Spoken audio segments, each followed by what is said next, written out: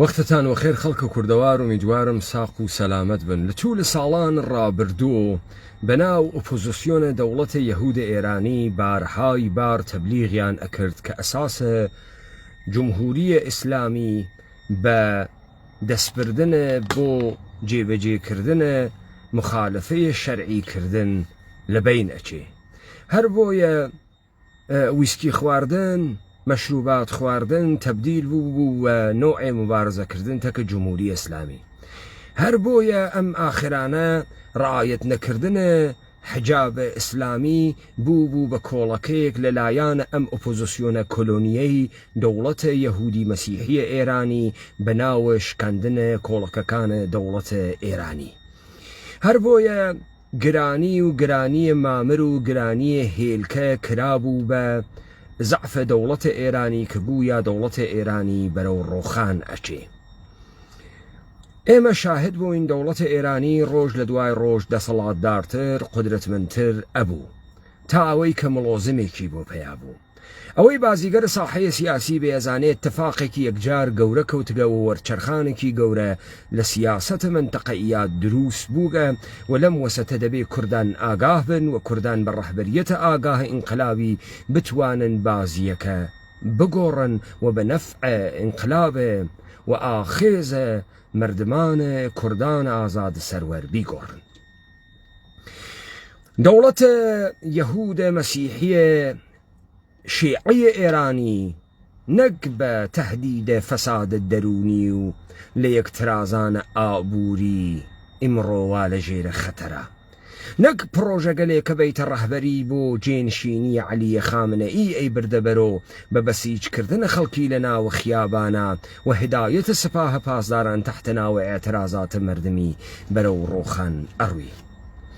هەروە کە ئەزانین ئەوەی کە ئەساسە کۆڵەکەیە دەوڵەتە ئێرانی نەسیۆنەلیزمە ئێرانی و ئەربابە یەهودی مەسیحیەکەی خستە خەتەرۆ هاوتەرازیە لە ئیدئۆلۆژیە تەشەیوعێکا بوو کە سیانەت و حمایەت و تەولیەتی بەرعوهدەیە مەلاکانە شیعیە تاران بوو و قەرار بوو کە لە تاران ئوم القوڕا ئیسلامیە شیعی بسازن.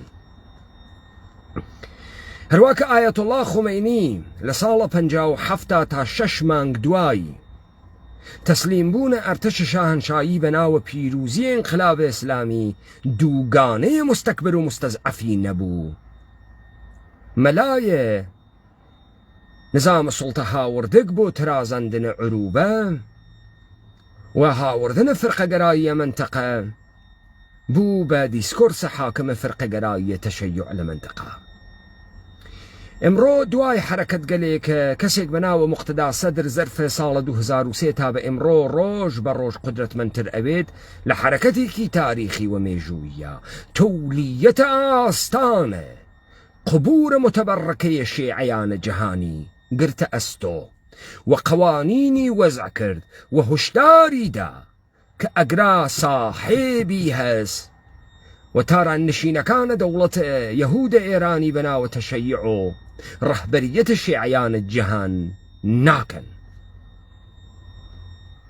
بەڵکە ئەو بە ڕەوایەتە عەرەبی بوون، بە مهمبوونە کشوەرە عێراق و تەولیەتە نەجەف کەربەلا و پایتەختە سیاسیە جەهانە ئیسلامێ کە نەجەف بێت بەرئەگرێت بەم هەرجوو مەرجوو پرشی و بڵاویە. مقتدا سەدر لەسەرەوەی دەوڵەتە عێراقی فەرمان ئەدات بە دەوڵەتە عێراقی و دەوڵەتە ئێرانی. ئەمە یعنی انحسارە شیعەگەری و انحسارە ڕەهبەریەتە شیعیانە جەهان لە دەستە دەوڵەتە ئێرانی شکیا.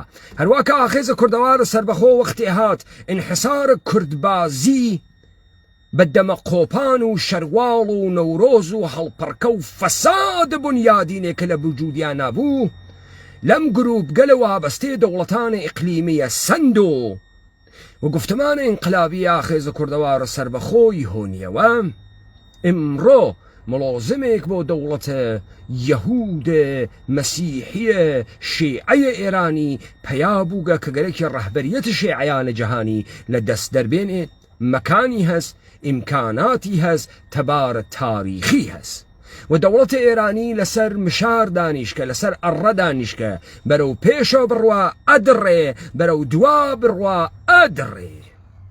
وأما مسألة جانشيني علي خامنئي دوچار بحران قوريك بو بترازان مقتدى الصدر وأوزاع عراق. بابزانن تمام پروندگل دجمنية دولة إيراني تك دولة عراق أكريتو. بابزانن مسألة شت العرب أكريتو. بابزانن مسائل اختلافات أرزي أكريتو. وأمدف الرقيب دولة الشيعية إيراني صدام حسين علوبية سكولار نية ملايكي بتباري مدعي رهبرة شيعيان الجهانة لبرامبر علي خامنئية بتبار بريشية متعلقة بسرزمين إيما. ديسكورس تشيع حكومتي بفرماندهي القرى إسلامية تاران شكستي خوارد قليشا ولا دستي خليكة خارج أوي. أما أساس دولة إيراني تهديد بنابوديك. أما ستون إيرانيتك وادعاي أكر تشيعيا دروس كرقتا انحراف لجهانة إسلاما دروس كان چون أمن إيرانين وخلافتيا قبول نبو وتأوريسيان خلافت نبو جن حيش وقت بلك تأوريسيان سلطاني هاو كاتل قل مرجعية الشيعة بوغن امرود چار بحرانكي قورا أون بدس مقتدى صدرك كتبار عربي خوي برجست أكاتو تبار عراقي خوي برجست أكاتو وادعاء رهبرية جهانة تشيع أكاد ولهمن كادا خوي لقالبي رهبريكي انقلابية تعريف جديد ناسيوناليزم عربي أنوينيت. دولة إيراني بزمارك برتابوتي خواردقي في شكيك وتير خلاصك بناو چاواني وتوسطه نحلية تشيع عراقي خوارقيسي. اگر دولة إيراني مقتدى صدر بكوجيت أولين اتفاقي كبوي أكوي أمسا شكاف قورة لناو ديسكورس التشيع صادراتي انقلابية دولة إيراني بجمعيتي كعزيمي شيعيان عراقي وبتباع أو تابعين جهاني وارد بيت. بابزاني دولة إيراني بمكارك بيكات جرقية شر دوباره إيران وعراق هل أجير سينتو لذا يك دستبون لرفرمندهي كردن شيعيان جهان لدست دولة إيراني در هاتقة. امرو تاران أم قراء شيعة نية وأم قراء إسلامي نية. قانون فساد يهودية ومسيحية قانون توتأبر عليه مردمان سرزمين كردوارة وملازمي بو بيدا بوغا.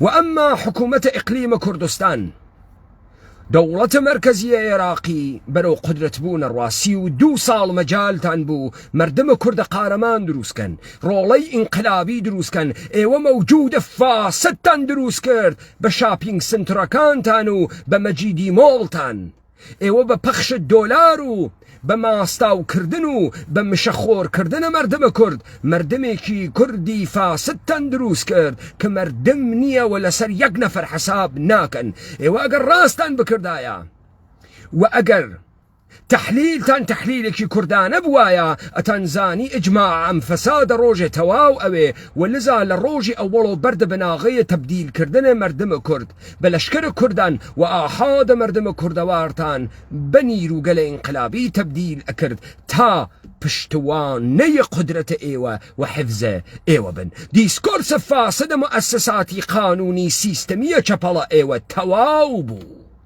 لذا اتفاقاتك مقتدى صدر ايكا سي مرقي تا استدستبر كرد.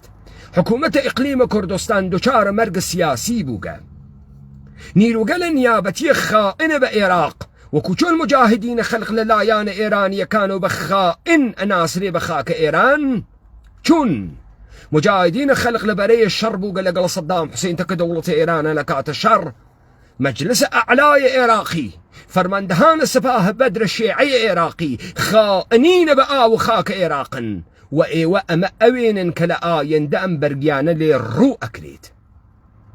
نيرو قال النيابتي دولة إيران دولة قانون خانوادي عمار حكيم هادي عامري أمثال خزعلي وتواو أواني وكونوري مالكي كمشخور دربار دولة يهود إيراني بوغن خائنين بمردم عراقا ودشار مرق جماوري بوغن وجماوري أنيا.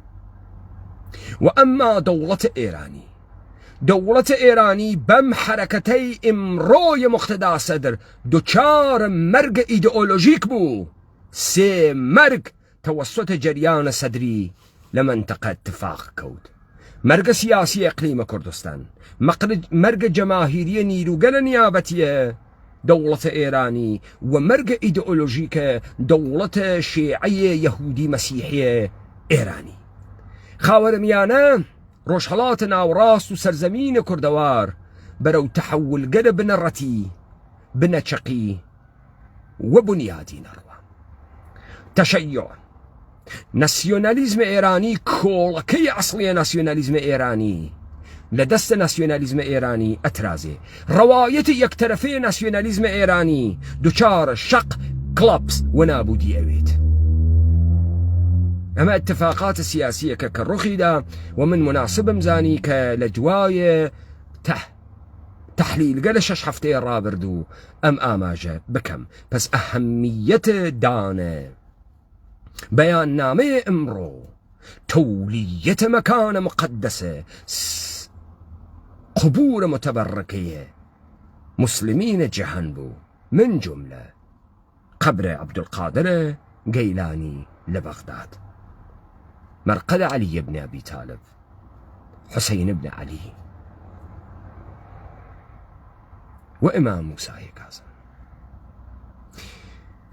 أوانيك آشنا بسياسة وأزانا دولة إيراني يكيك لمهمترين بوستكان كدواي رهبرية جمهورية إسلامي بوي تولية آستان قدس الرزوي بو امرو تولية مقدسترين مكان شيعيان جهان مدعيهس وأبيش آغاية مقتدا صدره نسيحة دولة إيراقي أكا نسيحة جروب قل نيابتي أكات وليو دوا تأكيد لسره مبارزتك فساد أكا وإيجيتك بيعتناكا تكفاسدينا. مفهوم الفساد مفهوم ودرخرة ملة إيراق. هلواك تحليل مكرد لقراء آخيز كردوار سربخو أو سنور دسكردناني سرزمين كردواري كهالقرتبو خريكة معنا بيا أكات لليدان تاران فتح تاران ولا وسطانا لبرانبرة بغا وهواهنجي تك نابودية ديسكورس قل كرد خسين كرد نابود كرا. بس نتيجة أقرين روج لدواي روج قفتمان يقدست تشيع سياسي دوچار قليشان قوربوغا وناقريت دواوا دو تولية مكان متبركية شيعيان جهن نيل دست آخند قلبي تباربي الرشي دولة إيراني والدس مقتدا صدره گفتمان شیعی ولایی شکستی خوارد. که شکستی پیدا روسری کنیشک ایرانی کن شکستی پیدا ملایکی و تباری شیعه امیل دس دولت ایرانی در هاورد بربری پشت دولت ایرانی شکیاگ. منتظرين حركات بعدية دولة إيراني لبرشو بلاوية بوينين. وأما نيروغل نيابتية دولة إيراني اتحادية ميهني بارت ديمقراط كردستان عراق وكو نيروغل تشيع بغا بزانا برو نابودية تواو أرون فاسدين قنديل بككا آغاز دوران بايان تانا ولا بين أچن ولا بين تان أوين ولا بين أچن أرباب قورتان كوت كسا حبا حب أرباب قورتان توش قيران قوربوك.